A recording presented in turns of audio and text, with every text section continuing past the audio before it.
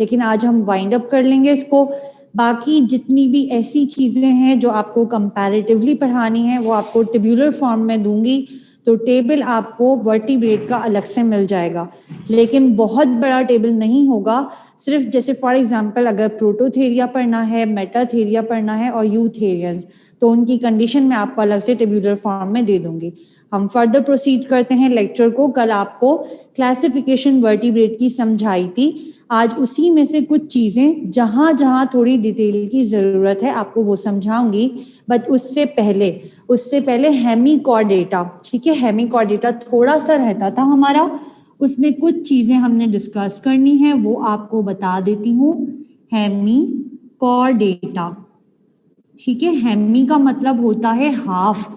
ऐसे एनिमल्स जिनके अंदर कॉर्डेट करेक्टर उनकी हाफ बॉडी में मौजूद हों, उनको हम क्या कहते हैं? हेमिकॉर्डेट्स। ये क्या हैं? ये हैं वर्म लाइक एनिमल्स, ठीक है जी। और ये ट्यूब बनाकर रहते हैं इनसाइड द मड। अब इनकी बॉडी आपको कैसी दिखती है बेटा? बॉडी होती है कुछ इस तरह की। आगे इनमें मौजूद होता है रोस्ट्रम, आगे मौजूद है रोस्ट्रम। पीछे की तरफ इनके अंदर आपको मिलेगा कॉलर रीजन।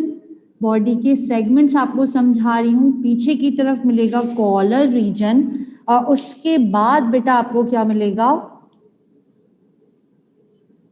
इस तरह का ट्रंक रीजन। तो ये है वर्म लाइक एनिमल। और ये जो आपके सामने बना हुआ है दिस इज बेलेनोग्लॉसस गिगास, ठीक है। ये एनिमल क्या है? Balanoglossus गिगास, worm like animal.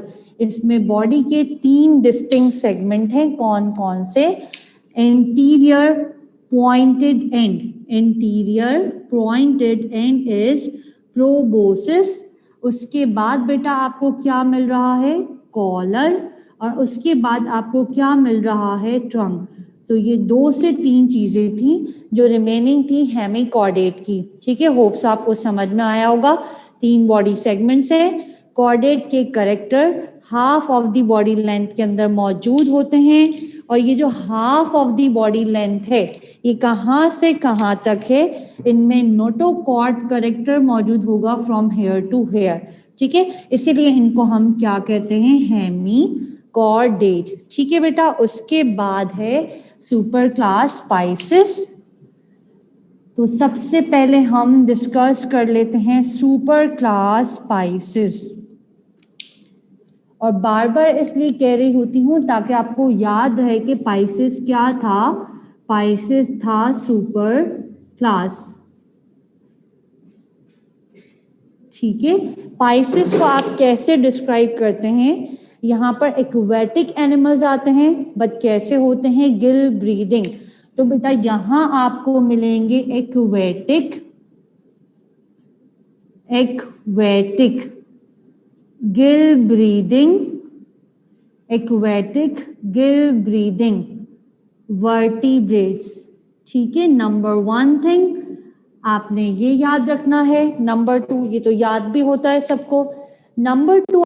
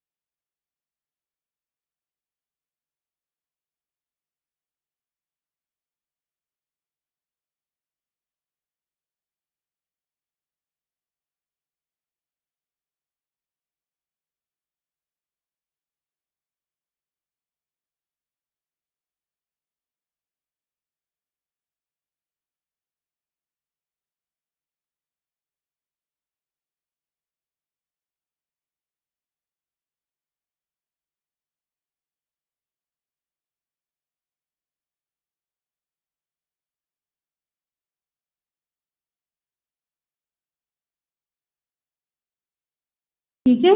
अच्छा, उसके बाद देखिएगा हमने टेल फिन पढ़ना है यहाँ पर, और हमने क्या पढ़ना है, हमने पढ़ना है गिल कवर। और गिल कवर का एक नाम होता है, गिल कवर को हम क्या कहते हैं यहाँ पर, gill cover is known as operculum. ठीक, इसके अलावा हम यहाँ पर क्या पढ़ेंगे, हम पढ़ेंगे गिल्स, या यू में से नंबर ऑफ गिल्स, और फाइनली हम पढ़ेंगे एग्जाम्पल्स।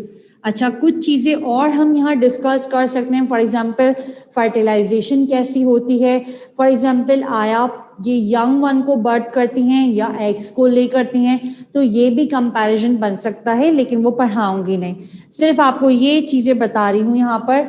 हैबिटेट, बेटा जितनी भी कार्टिलेजिनस फिशेज हैं ये आपको सारी कहाँ पर मिलेंगी, मेरीन इन्वायरमेंट के अंदर मिलेंगी। इसके अलावा ऑस्टिक्टिस बोनी फिशेज आपको कहाँ मिलेंगी, ये दोनों ही इन्वायरमेंट में मिलती हैं, फ्रेश वाटर में भी और मरीन वाटर में भी। ठीक है, इसके बाद नेक्स्ट यहाँ पर क्या है, एक्सोस्केलेटन। जहां पर भी एक्सोस्केलेटन की बात होती है इसका मतलब है स्केल्स। ठीक है, बॉडी के ऊपर स्केल्स कैसे मौजूद हैं, तो एक्सोस्केलेटन यहाँ कैसा होता है, प्लेकोइड स्केल्स का, जबकि यहाँ मिलेगा आपको cycloid and ctenoid, cycloid and ctenoid scales. इसके बाद endoskeleton as the name is indicating किसका बना हुआ है, कार्टिलेज का, और यहाँ पर किसका बना हुआ है, osteocytes, means it is bony. उसके बाद है माउथ, बेटा माउथ आपको यहाँ पर मिलेगा वेंट्रल। ठीक है, यहाँ मिलेगा वेंट्रल माउथ, और यहाँ मिलता है टर्मिनल माउथ। ठीक है, देन है हमारे पास टेल फिन। तो टेल फिन आपको कैसा मिलेगा, कार्टिलेजिनस फिशेस के अंदर मिलता है हीट्रो सर्कल, या यू में से हिटीरो सर्कल, जबकि यहाँ मिलता है होमो सर्कल, या यू में से डाइफाई सर्कल, डाइफाई सर्कल। ठीक है जी। उसके बाद नेक्स्ट देखिएगा यहाँ पर गिल कवर, यहाँ पर ओपर्क्यूलम एब्सेंट होता है, एक्सपोज्ड गिल्स होते हैं, और यहाँ पर होता है present, gills are covered.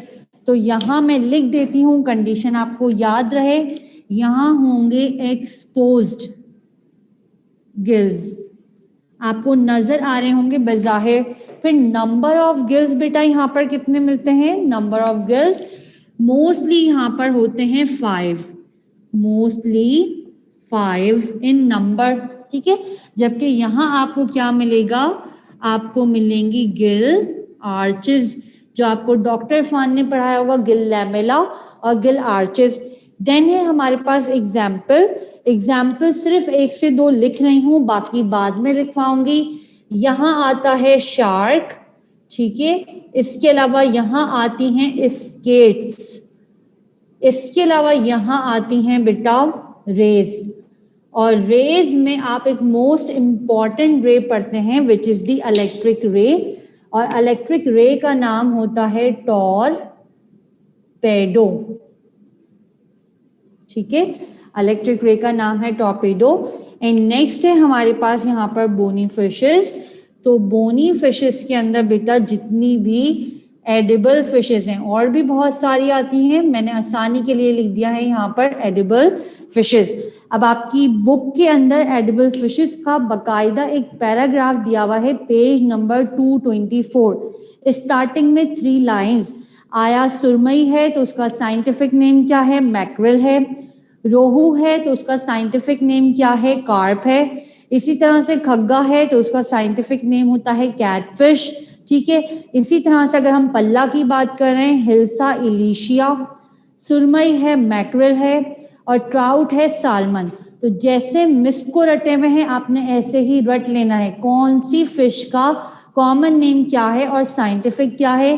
Edible fishes कौन सी फिशेस होती हैं जिनको हम एज फूड कंज्यूम करते हैं, लोग ज़्यादातर जिन फिशेस को खाते हैं।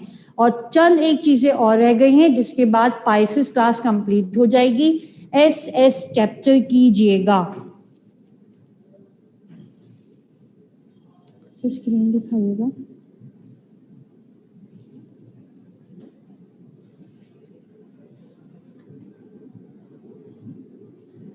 सर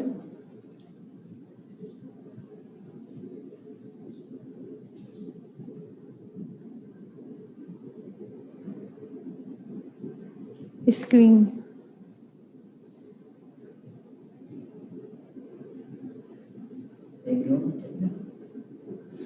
नहीं, मैं ये बोल रही थी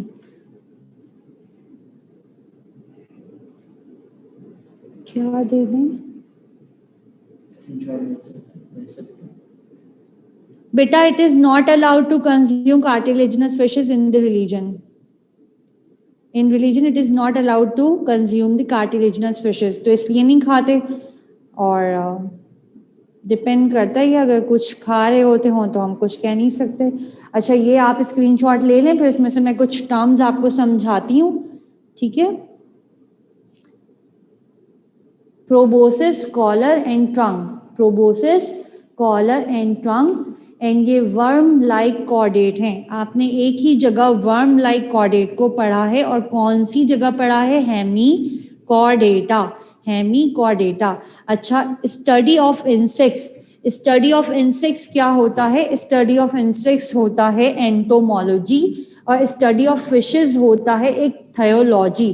तो जहाँ जहाँ आपकी बुक में स्टडी मेंशन हुई है कि ब्रांच कौन सी होती है जिसमें हम इंसेक्ट्स को स्टडी करते हैं, या फिशेस को स्टडी करते हैं, या बर्ड्स को स्टडी करते हैं, वो सब याद रखना है। होप सो आपने ऐसे कैप्चर किया होगा। फिर कह रही हूँ, वर्टिब्रेट की स्लाइड आपको आज शेयर नहीं करेंगे, और अगर ये वाली क्लास में PDF अवेलेबल है इनवर्टिब्रेट का, इनवर्टिब्रेट की रेक्टिफाइड अपडेटेड फॉर्म, तो आप उसी से करेंगे, ठीक है। आपने उसी से करना है। फिलहाल मैं ये वाला पार्ट इरेज कर रही हूँ। होप सो आपने ऐसे कैप्चर किया होगा। उसको लिखा रहने दिया है, क्यों? क्योंकि उसमें से आपको कुछ चीज़ें समझानी हैं। अब यहाँ देख लीजिएगा, वो स्टूडेंट्स जो कि पर्टिकुलरली A लेवल्स के हैं, उनके लिए खास तौर से placoid scale, ctenoid scale and cycloid scale.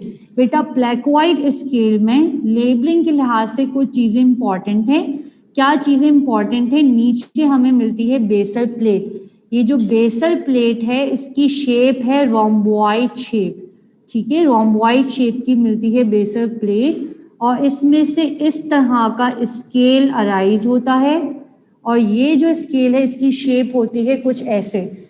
अच्छा, बिल्कुल एग्जैक्ट शेप तो मैं यहाँ ड्रॉ नहीं कर सकूंगी, इतना टाइम नहीं है, सिर्फ स्केच करके बता रही हूँ आपको कि इस तरह की शेप हो, और ये यहाँ पर 3 स्पाइन से बन रहे हों, 3 यहाँ पर रिजिस से बन रहे हों। तो इसका मतलब क्या होता है? इनमें 3 स्पाइन मौजूद हैं। कौन कौन से? 1 2 3। इसको हम कहते हैं ट्राइडेंट स्पाइन, ठीक है। और ये होती है इसकी बेसल प्लेट।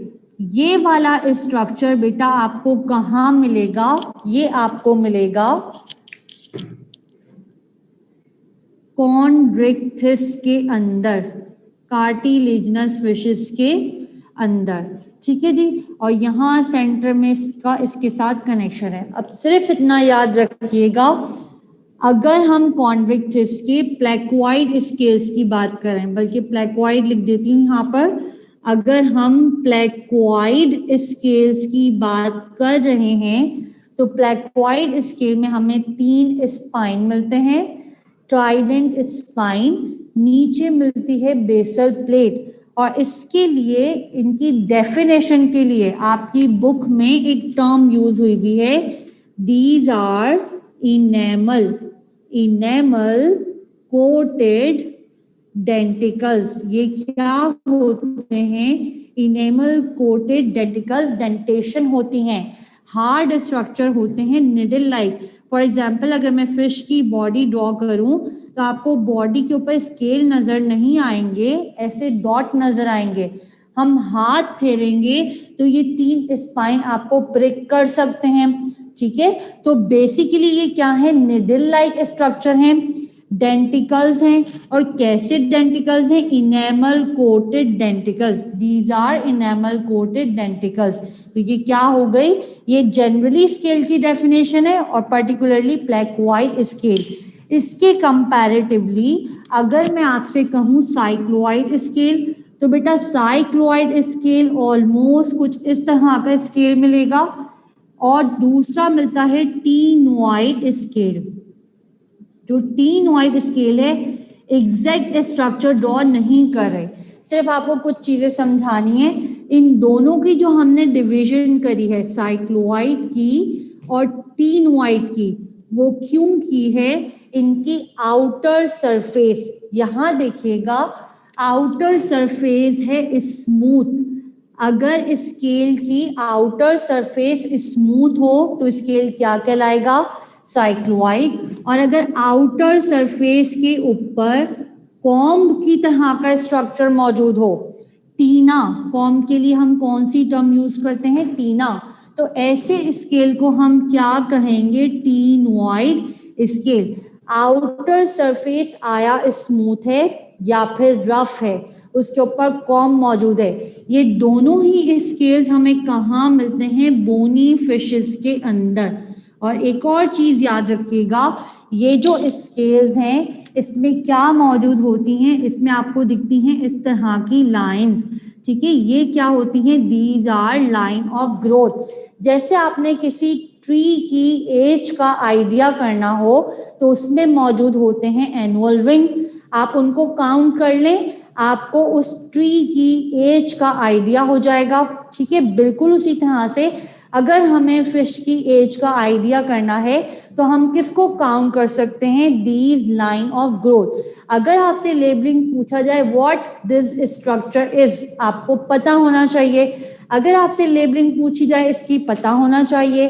ट्राइडेंट स्पाइन आपको पता है, और जो बेसल प्लेट है वो एक ही जगह मिलती है, कहाँ पर मिलती है, ब्लैकवाइड स्केल्स के अंदर।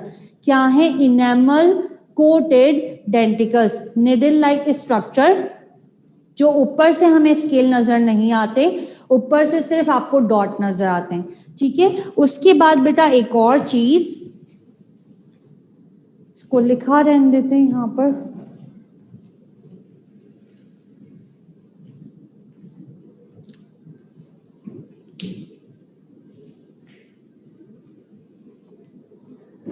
उसके बाद बेटा आपको क्या समझाना है, नेक्स्ट आपको समझाना है यहाँ पर, ये देखिएगा वेंट्रल माउथ और है टर्मिनल माउथ। तो इन दोनों में भी क्या डिफरेंस है, अगर हम किसी स्टूडेंट से कहें या किसी बच्चे से शार्क की डायग्राम को ड्रॉ कीजिए या शार्क की पिक्चर उसको ड्रॉ कीजिए, तो ऑलमोस्ट ये वाला माउथ बनाते हैं, ठीक है। ये माउथ देखिएगा, एक आपको ये मिल रहा है अपर लिप और ये है लोअर साइड, लोअर जॉ। तो बेटा ये वाला जो माउथ है जिसकी पोजीशन है वेंट्रल, ये हमें कहाँ मिलेगा, शार्क के अंदर। और अगर हम बात करें किसकी, हम इस वाले माउथ की बात करें, ये फिश ड्रॉ हुई हुई है, ठीक है। ये बनाया हमने माउथ और ये टर्मिनल ओपनिंग बनाई है, ठीक है, टिप के ऊपर ओपनिंग बनाई है, तो इसको हम क्या कहते हैं, this one is the terminal mouth. फिर उसके बाद है टेल। टेल कौन कौन से लिखी हुई है, heterocercal, homocercal and diphycercal. इनको देख लीजिएगा। अगर मैं टेल फिन ड्रॉ करूं, और टेल फिन कौन सा ड्रॉ करूं, ये वाला टेल फिन ड्रॉ करूं, दो हाफ हैं और दोनों ही कैसे हैं, अनइक्वल इन साइज, ठीक है। तो इसको हम क्या कहेंगे, हीट्रो सर्कल टेल फिन, ठीक है। ये क्या है, टेल फिन। तो ये तो हो गया हीट्रो सर्कल। अगर मैं आपसे कहूँ होमो सर्कल और डायफाई सर्कल, तो बेटा दो सर्कल बन रहे हो और दोनों ही कैसे हो, इक्वल हो, सिमेट्री उनकी सेम हो, इस तरह का जो आप अपने चाइल्डहुड में ड्रॉ करते थे, डायफाई सर्कल या फिर होमो सर्कल। ये वाला जो टेल फिन ड्रॉ करते हैं अक्सर बच्चे फिशेस के अंदर, तो ये दो कंडीशन आपको कहाँ मिलती हैं, बोनी फिशेस के अंदर। ये सारी हो गई बोनी फिशेस वाली कंडीशन। सिर्फ ये कुछ चीजें आपको याद रखनी थी जो मैंने समझा दिया है यहाँ पर।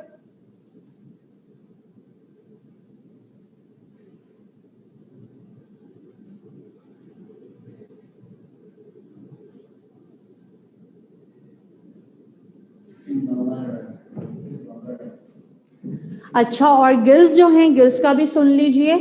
गिल्स का सिर्फ यहाँ बता देती हूँ, अगर गिल्स जो हैं वो आपने देखा होगा कुछ फिशेस में ऐसे दिख रहे होते हैं, 1 2 3 4 5 अप टू 7 भी हो सकते हैं। ऐसे आप स्लिट्स को काउंट कर सकते हैं। तो वो कौन से फिशेस हैं? वो हैं कार्टिलेजिनस फिशेस। और अगर गिल के ऊपर आपको एक कवरिंग मिल रही है जिसको उठाकर आप चेक करते हैं आया फिश फ्रेश है या नहीं है, तो इसका मतलब क्या है? ये हैं बोनी फिशेस।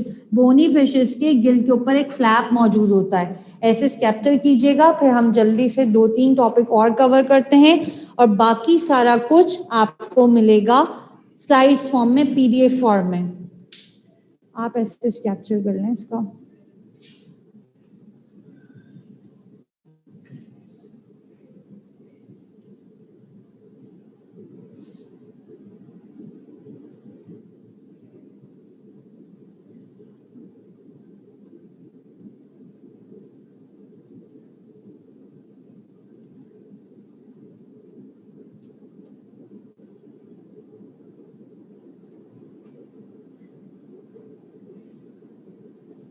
मुझे इनफिल कर दें मार्कर में ना।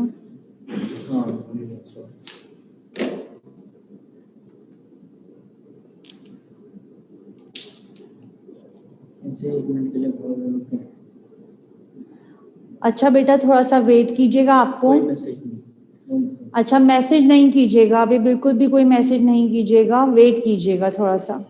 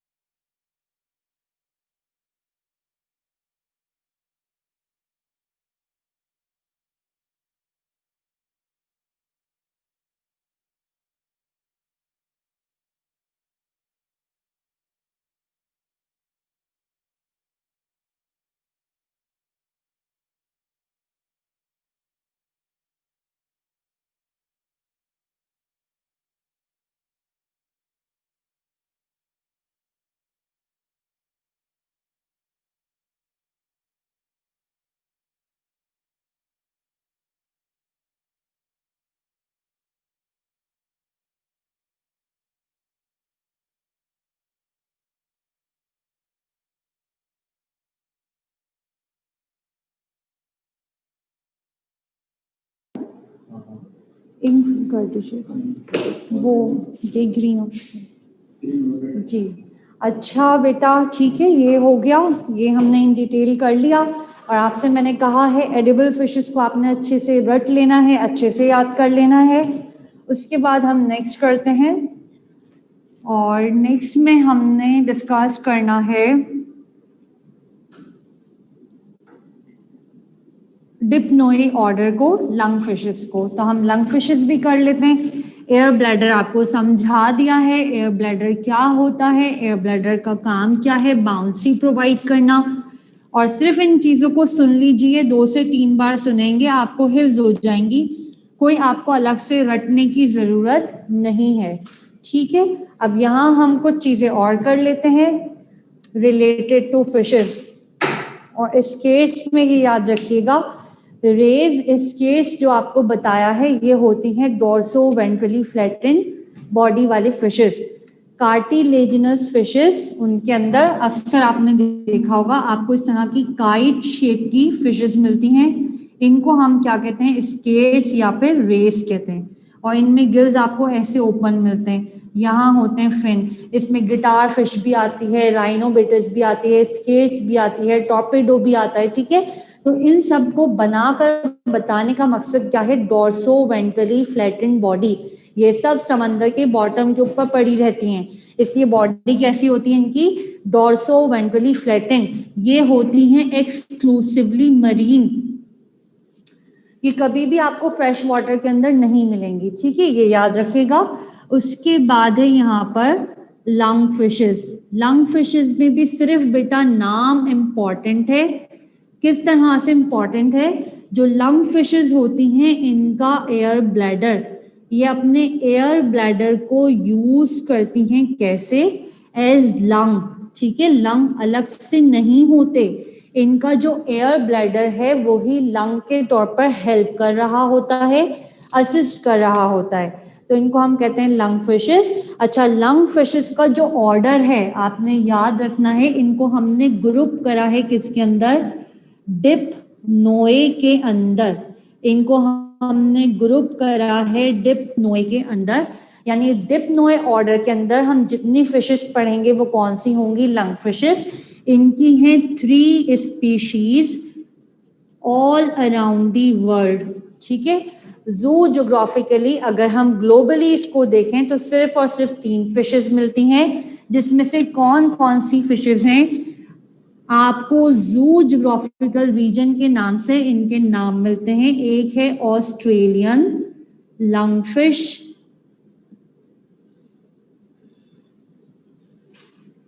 लंगफिश, एक मिलती है बेटा अमेरिकन लंगफिश, और एक होती है अफ्रीकन लंगफिश। नहीं, ठीक है जी। ये जो अफ्रीकन लंगफिश है इसका नाम आपको याद होना चाहिए।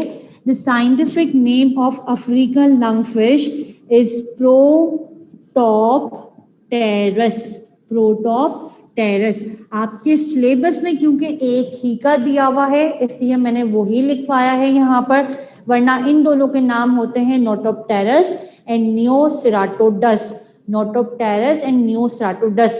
लेकिन इतने सारे नाम आपको याद करने की जरूरत नहीं है, सिर्फ याद कर लीजिएगा प्रोटोप्टेरस, ठीक है। अगर पूछा जाए Protopterus is commonly known as what of the following, Protopterus is commonly known as what of the following, African lungfish, Australian lungfish, American lungfish and none of the above। तो आपको नाम याद होगा, और ये याद होगा अफ्रीका वाले फिश है तो अच्छे से आप उसको अटेम्प्ट कर सकते हैं।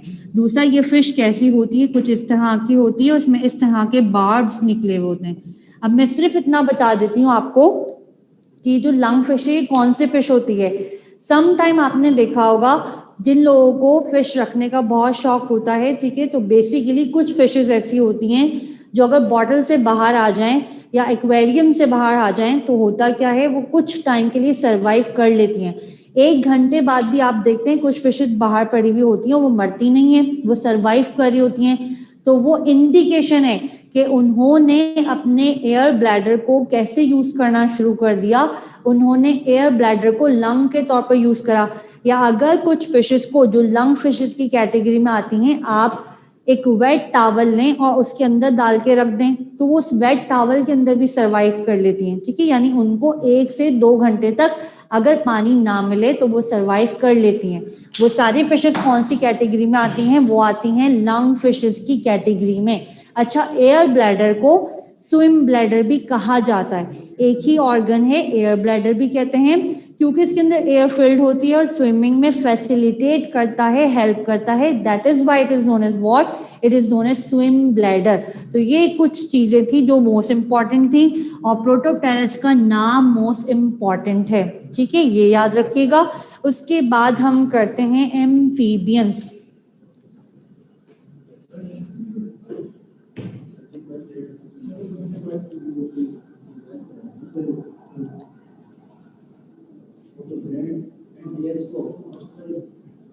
ठीक है, उसके बाद हम करते हैं एम्फीबियंस, बट उससे पहले आपको पता होना चाहिए, मैं यहाँ बता देती हूँ फिशेस। फिशेस से क्या बने हैं? फिशेस से बने हैं एम्फीबियंस, ठीक है।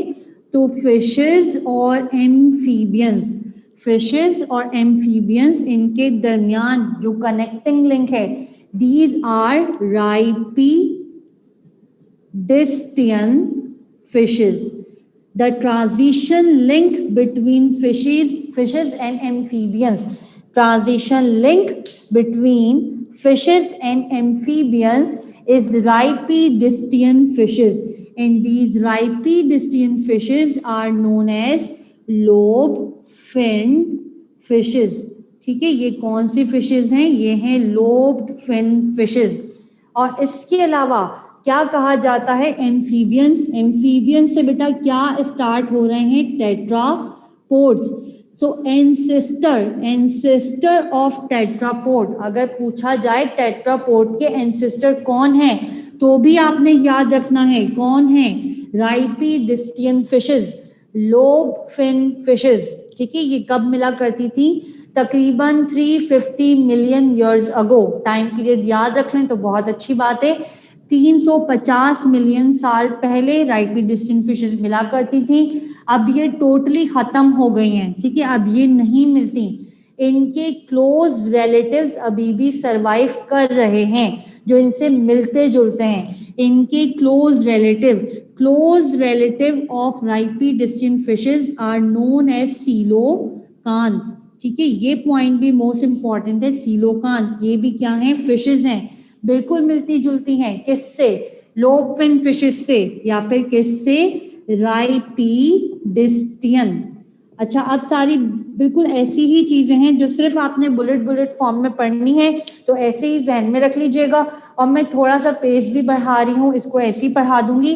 और कुछ जो कंपैरेटिव करेक्टर्स हैं वो आपको दे दूंगी स्लाइड की फॉर्म में, क्योंकि चाहे मैं उसको यहाँ खड़े होकर आपको डिक्टेट करके समझाऊं, पढ़ाऊं या बोलूं, या फिर आप उसको खुद से रट लें, एक ही बात है। उसमें कोई मैकेनिज्म नहीं है कि मैं आपको समझाऊं, ठीक है। सीलोकांथ और राइपीडिस्टियन क्या हैं? These are the close relatives. तो अगर क्लोज रिलेटिव्स की बात हो रही होगी, आपने याद रखना है, क्या याद रखना है? आपने याद रखना है coelacanth and rhipidistian, both are the close relative of each other. ये अभी सरवाइव कर रही हैं, फ्यू स्पीशीज, जबकि ये क्या हो गई हैं? ये जो हैं वो टोटली एक्सटिंक्ट हो चुकी हैं, खत्म हो चुकी हैं। और एंसेस्टर पूछा जाएगा, एंसेस्टर ऑफ टेट्रापोड या एंसेस्टर ऑफ एम्फीबियंस, तो आपको याद रखना है rhipidistian. Ancestor of tetrapod राइपीडिस्टियन।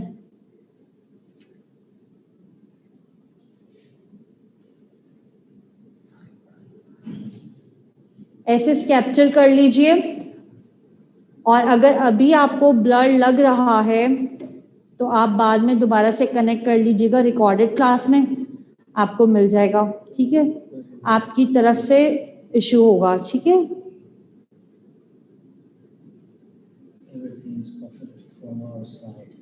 Yes, ठीक है बेटा, होप सो यहाँ तक क्लियर हुआ होगा। ऐसे आपने कैप्चर किया होगा, ठीक है। ऐसे कैप्चर करें तो फिर हम आगे फर्दर प्रोसीड करते हैं। एम्फीबियंस और रेप्टाइल्स को कंपैरेटिवली पढ़ा देती हूँ, मजीद कंपैरिजन दे दूंगी आपको अलग से स्लाइड में, क्योंकि मिस को बहुत ज़्यादा फास्ट पेस रखकर जो है वो बोलना पड़ेगा, और फिर भी टॉपिक जो है अगर सारी डिटेल करनी हो तो रह जाएगा कहीं ना कहीं, ठीक है। और आज गला भी इजाज़त नहीं दे रहा, तो मैं आपको सिर्फ लिमिटेड चीज़ें बता रही हूँ जो इम्पॉर्टेंट है according to NTS point of view. और सिमेट्री आपकी क्लास में नहीं पढ़ाया हुआ है, और मेटामॉर्फोसिस को डिस्कस नहीं करा। वो अगर आप लोग कहेंगे तो उसको थॉरली डिस्कस कर लेंगे। ऐसे कुछ इम्पॉर्टेंट ऐसा नहीं है जो आपने नहीं पढ़ा हुआ हो। अच्छा जी, उसके बाद है एम्फीबियंस। मैं कंपैरिजन कर देती हूँ यहाँ पर। एम्फीबियंस और इसके अलावा रेप्टाइल्स, तो दो क्लासेस एक साथ हो जाएंगी।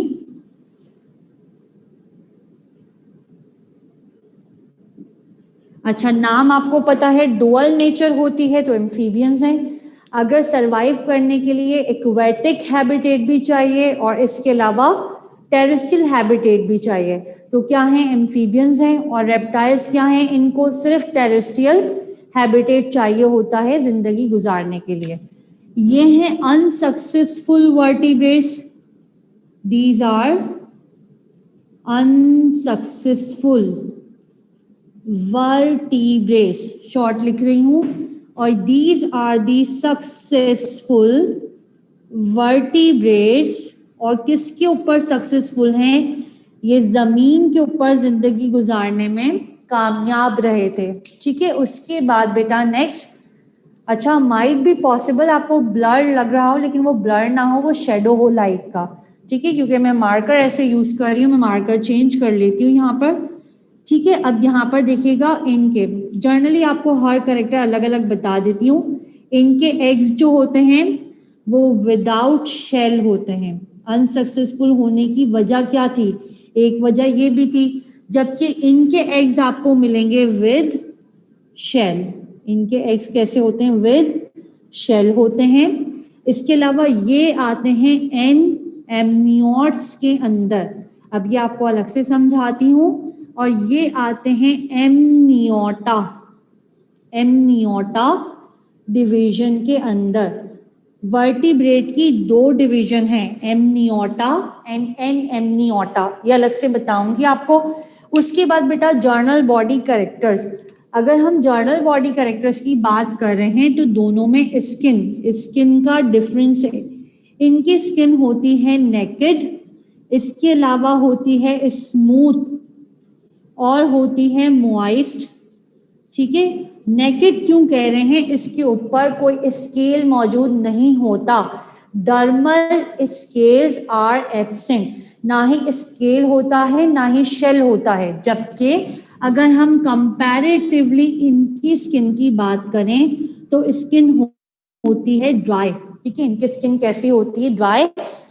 और एक और करेक्टर है, लेकिन लिखवाऊंगी नहीं, सिर्फ वैसे ही बता देती हूँ, ना सिर्फ ड्राई होती है बल्कि इनकी स्किन में स्किन ग्लैंड्स भी मौजूद होते हैं। स्किन में क्या मौजूद है, skin glands are also present. ठीक, इसके बाद एक और चीज यहाँ पर आपको क्या मिलेगी, यहाँ पर मिलेगी एक्सटर्नल फर्टिलाइजेशन। और एक्सटर्नल फर्टिलाइजेशन के लिए हमेशा एक मीडियम रिक्वायर्ड होता है, और मीडियम यहाँ पर क्या चाहिए होता है, मीडिया इज वाटर। अब आपने क्या याद रखना है, जो एम्फीबियंस हैं इनकी डुअल नेचर कैसे है। ठीक है, डुअल नेचर है ना, डुअल नेचर क्यों है, इनको वाटर भी चाहिए और इनको लैंड इन्वायरमेंट भी चाहिए। तो वाटर इनको क्यों चाहिए, अर्ली लाइफ स्टेजेस, जो इनकी अर्ली लाइफ स्टेजेस हैं उनको ये कहाँ पास करते हैं, एक्वेटिक हैबिटेट में। और जो लेटर लाइफ स्टेजेस हैं उनको कहाँ पर पास करते हैं, लैंड हैबिटेट के ऊपर। ठीक है, तो इनको अर्ली लाइफ स्टेज में फर्टिलाइजेशन वहीं होगी और वहीं लार्वा जो है वो कम्स आउट करेगा, इसलिए इनमें एक्सटर्नल फर्टिलाइजेशन है। वाइल अगर आप इनको कंपेयर करें तो इनमें आपको क्या मिलेगी, इंटरनल फर्टिलाइजेशन। ठीक है, इंटरनल फर्टिलाइजेशन। उसके बाद दोनों ही क्या हैं, टेट्रापोड्स हैं, तो इनके अंदर भी 4 लिम्स मौजूद हैं, उनमें भी 4 लिम्स मौजूद हैं। फिर उसके बाद ना सिर्फ टेट्रापोड हैं, इनके पास भी 5 फिंगर्स होते हैं। जैसे हमारी कंडीशन में आपको अपने आप से समझाती हूँ, हम हैं टेट्रापोडस। हम टेट्रापोडस क्यों हैं, because we are having 4 limbs, हमारे 4 लिम्स हैं, तो टेट्रापोडस। अब टेट्रापोडस में हमारे पास कंडीशन होती है 5 डिजिट्स की, 5 फिंगर्स की।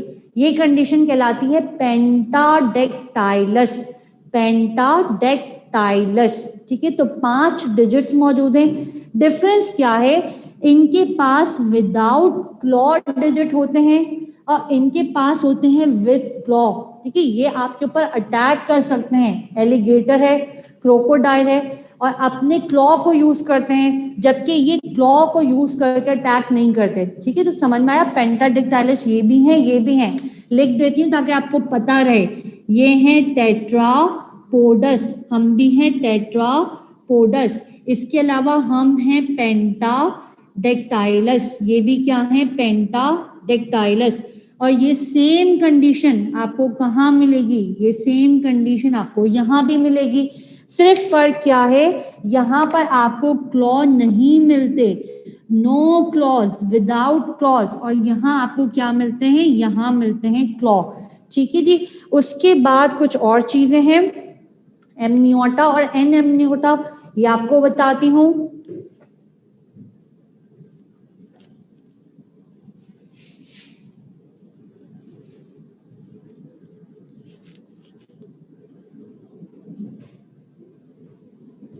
लेट्स सपोज ये हमारे पास एक शेल है, शेल बोल रही हूँ, ये हमारे पास एक एग है और एग के अंदर ये कोई भी एक एम्ब्रियो ये डेवलप कर रहा है। ठीक है, बहुत ही रफ स्केच कर रही हूँ। और ये एम्ब्रियो का कनेक्शन है किसके साथ, योग के साथ। तो एम्ब्रियो जहां पर भी ग्रो करता है, ये एम्ब्रियो है ना, एम्ब्रियो जहां पर भी ग्रो करता है उसके सराउंडिंग में एक लेयर होती है, ये इस एम्ब्रियो को किसी भी शॉक से प्रिवेंट करती है। The layer which is surrounding embryo during embryonic development. ठीक है, और इसका काम क्या है, किसी भी शॉक से प्रिवेंट करना। इस लेयर को हम कहते हैं एमनियॉन। ठीक है, और इसके अंदर भरा हुआ होता है एक fluid, this fluid is known as amniotic, amniotic fluid. और बेटा 3 लेयर होती हैं, कौन कौन सी, एक होती है एमनियॉन, एक होती है कोरियन, और एक होती है एलन ट्वाइस। ठीक है, एक होती है एमनियॉन, एक होती है कोरियन, और एक होती है एलन ट्वाइस। एलन ट्वाइस में क्या होता है, जितना भी वेस्ट होता है वो यहाँ पर स्टोर होता है। So this layer is known as allantois. ये कहाँ होगी, वो एनिमल जो outside the mother body develop करते हैं। अगर मदर बॉडी होती तो प्लासेंटा होता। ठीक है, आउटसाइड मदर बॉडी डेवलप कर रहे हैं तो वहां पर एलेंटॉइस मौजूद है, और बिल्कुल आउटर एक लेयर मौजूद होती है जिसको हम कहते हैं कोरियन। अच्छा, कोरियन की दोनों ही स्पेल होती है कोरियन। तो 3 लेयर हैं, एमनियन, कोरियन, एलेंटॉइस। जो एमनियोटिक डिवीजन है, वर्टिब्रेट, वर्टिब्रेट की अगर हम बात कर रहे हैं तो वर्टिब्रेट के अंदर 2 डिवीजन है। कौन कौन सी डिवीजन है, एक है एमनियोटा और दूसरी है एन एमनियोटा। जिनमें एमनियन प्रेजेंट है एमनियोटा, और जिनमें एमनियन एब्सेंट है एन एमनियोटा। एन एमनियोटा, इसमें 2 ही ग्रुप आते हैं, फिशेस, और इसमें आते हैं एम्फीबियंस। तो आपको ये याद होना चाहिए। इसके अलावा जो एमनियोटा ग्रुप है, एमनियोटा, इसमें आते हैं 3 क्लासेस। कौन कौन सी क्लासेस, रेप्टाइल्स, एव्स, और इसमें आते हैं मैमल्स। तो आपने याद रखना है एमनियोटा डिवीजन, उसमें कितनी क्लास आती हैं, एन एमनियोटा डिवीजन, उसमें कितनी क्लासेस आती हैं। इन डिटेल आपको बता दिया, यहाँ क्लॉ नहीं मिलेंगे, यहाँ पर क्लॉ मिलेंगे। फिर उसके बाद जब हम एम्फीबियंस की बात करते हैं तो इसमें जनरली आपको क्या मिलता है, इसमें आपको मिलता है फ्रॉग, टोड, इसके अलावा आपको मिलता है केई सीरियन लार्वा, और इसके अलावा मिलता है सैलामेंडर।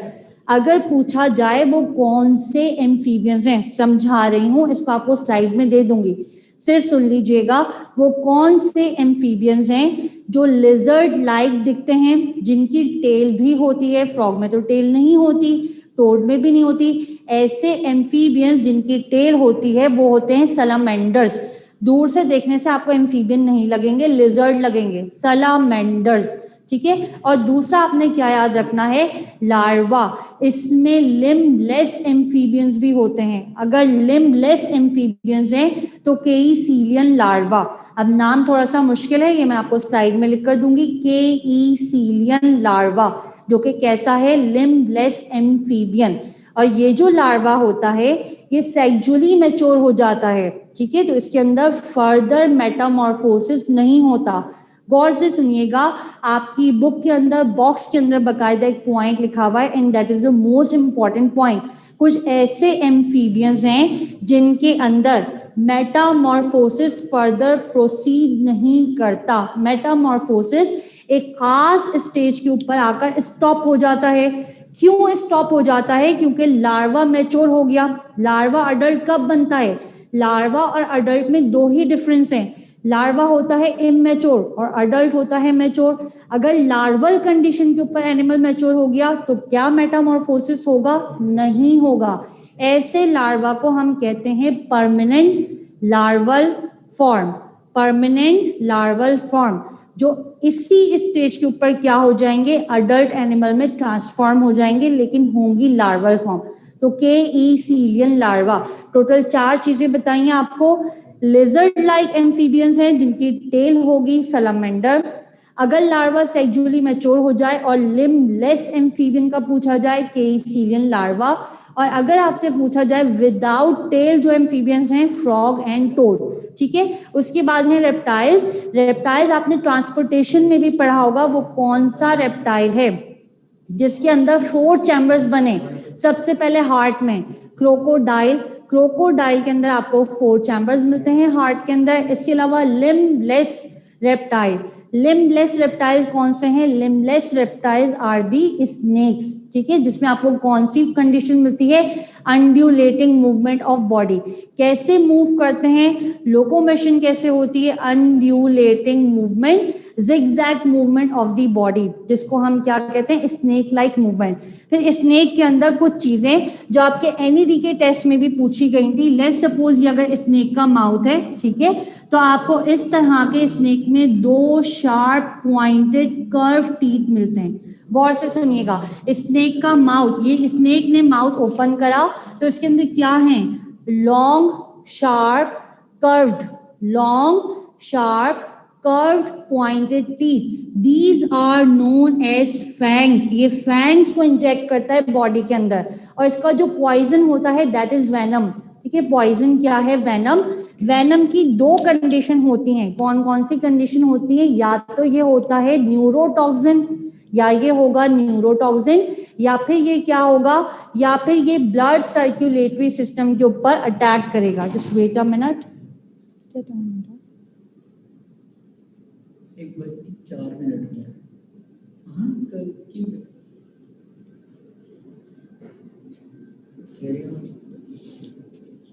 10 मिनट तक तो एक्सटेंड हो सकती है क्लास।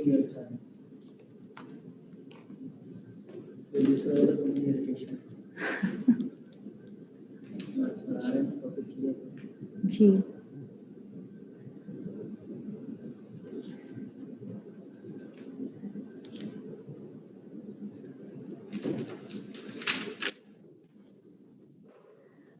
जी बेटा, ठीक है। तो मैं आपको क्या बता रही थी? हाँ, हमने फैंग्स की बात कर ली। Long pointed sharp curve teeth जो कि स्नेक के होते हैं, उनको हम क्या कहते हैं? फैंग्स कहते हैं।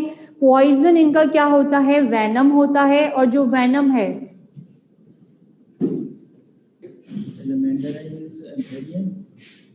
जी, सैलमेंडर एम्फीबियन है, लिजर्ड लाइक एम्फीबियन है। हाँ ठीक है, मैं न्यूरोटॉक्सिन वाली बात बता रही थी बेटा। वेनम जो होता है उसकी भी 2 कंडीशन होती हैं। आप पहले इसका एसएस कैप्चर कर लीजिए। हालांकि बहुत रफ लिखा हुआ है, एसएस कैप्चर कीजिए, फिर मैं आपको वेनम की दोनों कंडीशन बताती हूँ। माइक को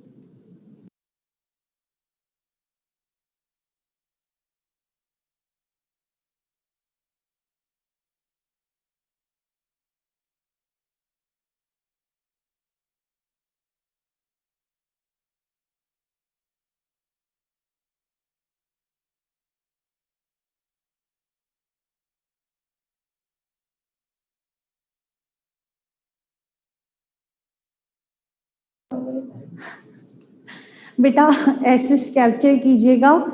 और फ्रॉग और टोड का डिफरेंस नहीं पढ़ा रही हूँ, सिर्फ आपको ये बता रही हूँ ये दोनों स्पीशीज होती हैं।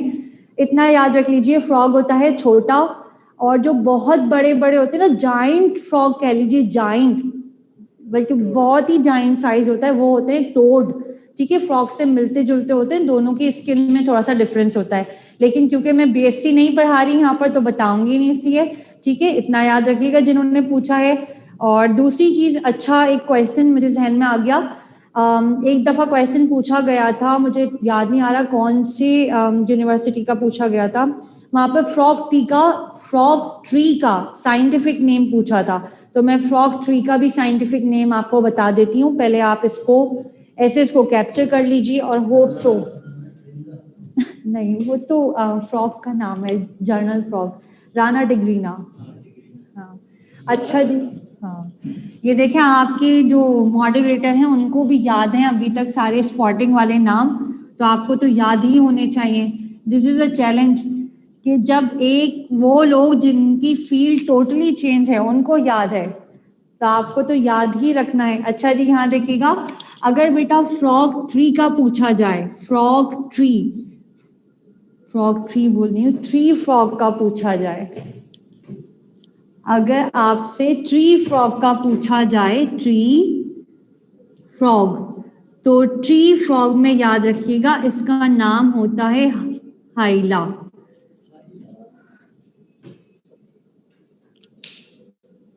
अच्छा, और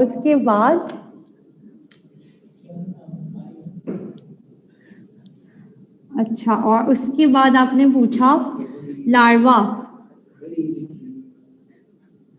लार्वा का नाम आपने जिन्होंने पूछा है केईसीलियन लार्वा। ठीक है, ये कैसा एम्फीबियन है? ये है लिम्बलेस एम्फीबियन। अगर पूछा जाए,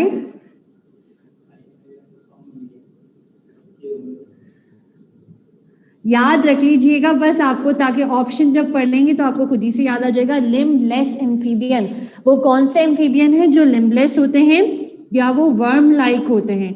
तो बेटा वो होते हैं केईसीलियन। और परमानेंट लार्वल फॉर्म, एक्चुअली आपकी बुक में उसका नाम नहीं दिया हुआ, ठीक है। परमानेंट लार्वल फॉर्म क्या होती हैं मैं लिख देती हूँ। परमानेंट लार्वल फॉर्म, इनके अंदर लार्वा, ये क्या हो जाता है? ये हो जाता है सेक्सुअली मैच्योर। अगर लार्वा सेक्सुअली मैच्योर हो जाएगा, और से सुनिएगा इस पॉइंट को, परमानेंट लार्वल फॉर्म वो लार्वल फॉर्म होती हैं जिनमें लार्वा हो जाता है सेक्सुअली मैच्योर। अगर लार्वा सेक्सुअली मैच्योर हो जाए तो क्या उसमें मेटामॉर्फोसिस फर्दर प्रोसीड करेगा? नहीं होगा, ठीक है। नो फर्दर मेटामॉर्फोसिस, क्रॉस कर दिया। गौर से सुनिएगा, मेटामॉर्फोसिस नहीं होता। आपने फ्रॉग की डेवलपमेंट पढ़ी होगी, उसमें आप पढ़ते हैं टैडपोल लार्वा, मैंने तो नहीं पढ़ाई, 9th क्लास में पढ़ी होगी टैडपोल लार्वा, ठीक है। तो वो जो टैडपोल लार्वा है, अगर वो मैच्योर हो जाए तो फिर वो फ्रॉग नहीं बनाएगा, फ्रॉग में कन्वर्ट नहीं होगा। अगर वो सेक्सुअली मैच्योर हो जाए, तो बहुत सारे ऐसे एम्फीबियन हैं जो सेक्सुअली लार्वल कंडीशन के ऊपर ही मैच्योर हो जाते हैं, फिर वो अडल्ट एनिमल में ट्रांसफॉर्म नहीं होते, उनको हम कहते हैं परमानेंट लार्वल फॉर्म। और ये सारी चीज तो आपकी बुक में दी हुई है, इसलिए समझा दिए। नाम नहीं दिया हुआ वो लार्वा होता है एक्सोल्टल लार्वा। एक्सोल्टल लार्वा, नाम ना भी याद करें तो मसला नहीं है, और जो पूछ रहे हैं उनको मैंने बता दिया है। हाँ, टाइप्स ऑफ वेनम मैं बता रही थी, टाइप्स ऑफ वेनम को सुन लीजिएगा। वेनम, विनोम, जो आप प्रोनाउंस करें वो कर लीजिए उसको, उसकी। जी, हाइला इज द साइंटिफिक नेम। इतने सारे नाम, अच्छा मिस को भी रटे हुए हैं तो कहीं मिक्सिंग भी हो रही होती है। हाइला, हिला और इस तरह के बहुत सारे नाम हैं। ये देख लीजिएगा, वेनम। वेनम बेटा 2 टाइप का होता है, कौन कौन सा? ब्लैक मार्कर नहीं, अब टाइम लगेगा ना, ठीक है। एक होता है यहाँ पर हीमोटॉक्सिन, और दूसरा होता है यहाँ पर न्यूरोटॉक्सिन। नाम ही इंडिकेट कर रहा है वो टॉक्सिन जो सेंट्रल नर्वस सिस्टम के ऊपर अटैक करे, और वो टॉक्सिन जो ब्लड सर्कुलेटरी सिस्टम उसके ऊपर अफेक्ट करे, वो कौन सा होता है? हीमोटॉक्सिन, ठीक है। खतरनाक टॉक्सिन कौन सा होता है? न्यूरोटॉक्सिन। एक बार उसने नर्व्स के ऊपर अटैक कर दिया, पूरी बॉडी का कंट्रोल एंड कोऑर्डिनेशन ही खत्म हो गया, ठीक है। जब बॉडी के अंदर कोऑर्डिनेशन ही नहीं रहेगा तो बंदे की डेथ हो जाती है। इसको तो फिर हम रोक सकते हैं, ठीक है। आपने देखा होगा जहाँ पर ये बाइट करते हैं, इंजेक्ट करते हैं अपना पॉइजन, उससे थोड़े डिस्टेंस के ऊपर हम एक रोप बांध देते हैं, ठीक है, बहुत ज़्यादा टाइट करके कुछ बांध देते हैं और फौरन इमरजेंसी के अंदर रश करते हैं। तो वेनम जो है वो 2 टाइप का होता है। इन डिटेल आपने नहीं पढ़ना, सिर्फ ये याद रखिएगा हीमोटॉक्सिन है और न्यूरोटॉक्सिन है, ठीक। उसके बाद एक और चीज़ याद रखिएगा, लिविंग फॉसिल। एक लिविंग फॉसिल आपने क्या पढ़ा, लिमुलस, किंग क्रैब, वो था लिविंग फॉसिल। एक और लिविंग फॉसिल आपको पढ़ा रही हूँ, स्फेनोडॉन।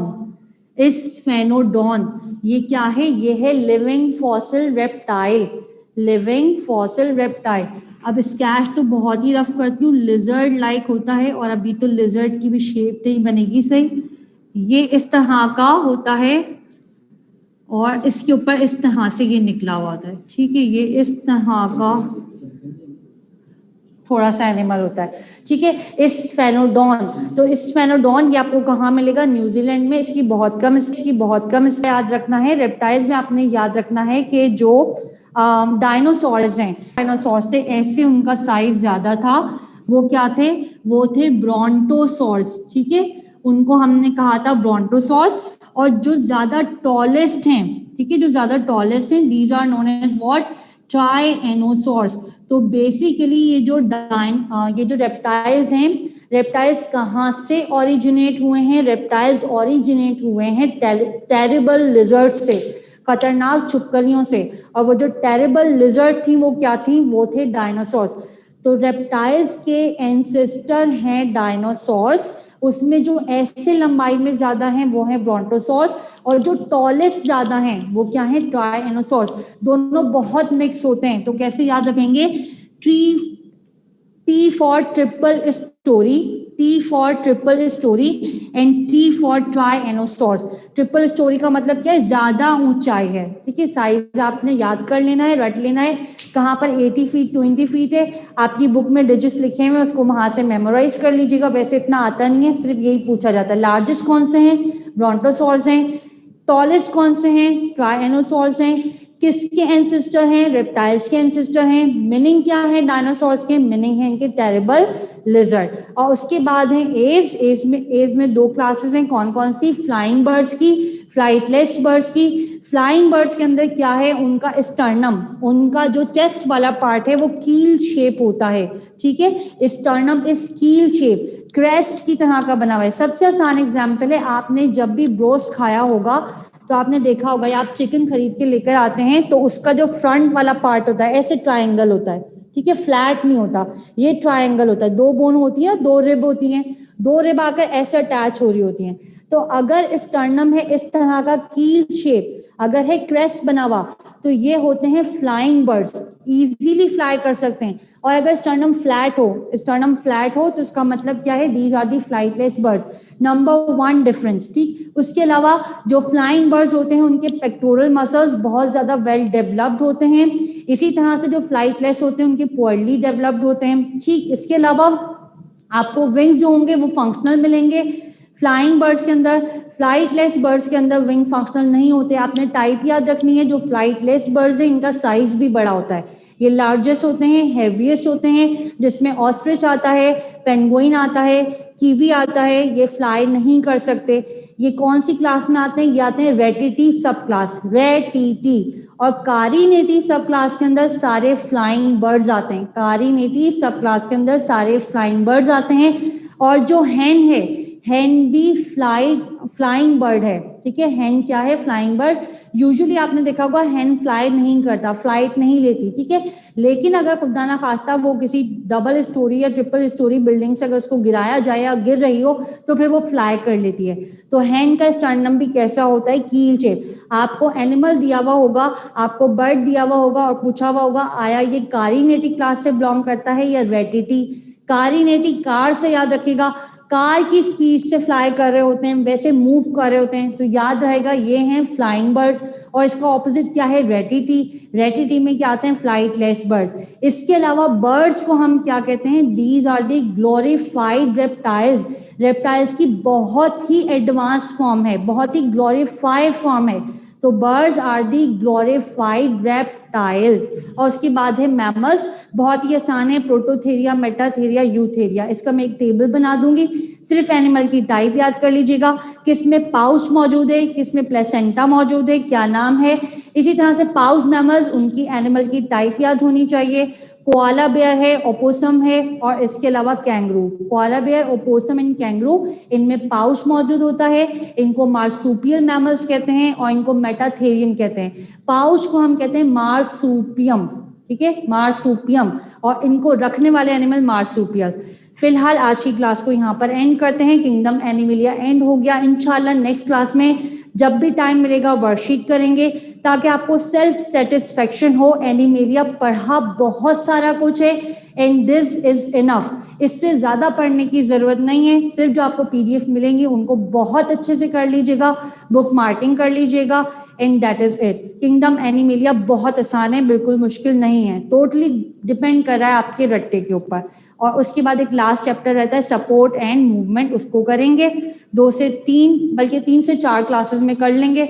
That is it. Allah Hafiz. Class अपना बहुत ज़्यादा ख्याल रखिए, सेफ रहिए, हेल्दी रहिए, खुश रहिए।